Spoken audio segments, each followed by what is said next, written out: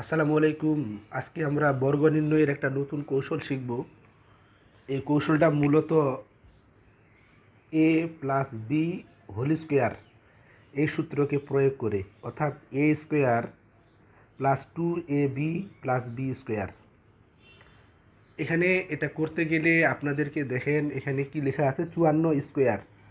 54, অর্থাৎ এখানে আমরা যেহেতু A square 2ab plus B square, এই জন্য আমরা এখানে 3টা দাগ দিব। 3টা দাগ দেওয়ার পরে এখানে 4, এই যে 4-এর উপর স্কোয়ার দিব। এখানে হচ্ছে 2 ইন্টু 5 ইন্টু 4 দিব। এখানে হচ্ছে 5-এর উপর স্কোয়ার দিব। এখন দেখেন 4 4-এ 16, 16 6 হাতে থাকতেছে 1, তাহলে 4 5 20, 20 দুগুণা 40, আর কি 41-এর 1 হাতে থাকতেছে 4। এখান থেকে দেখেন 5 5 25 আর 4 হচ্ছে 29। তাহলে 54-এর বর্গমূল আমরা অলরেডি পেয়ে গেলাম।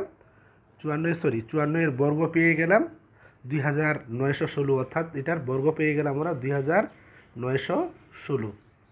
আপনারা খেয়াল করুন, এরপরে সংখ্যাটা দেওয়া আছে 95। এরপরে সংখ্যাটা কত দেওয়া আছে?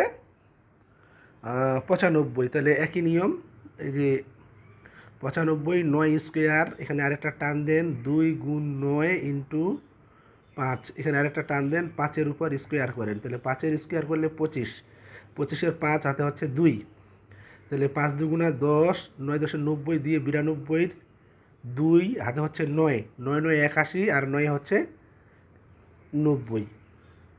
তাহলে এর বর্গ সংখ্যা হলো 9025।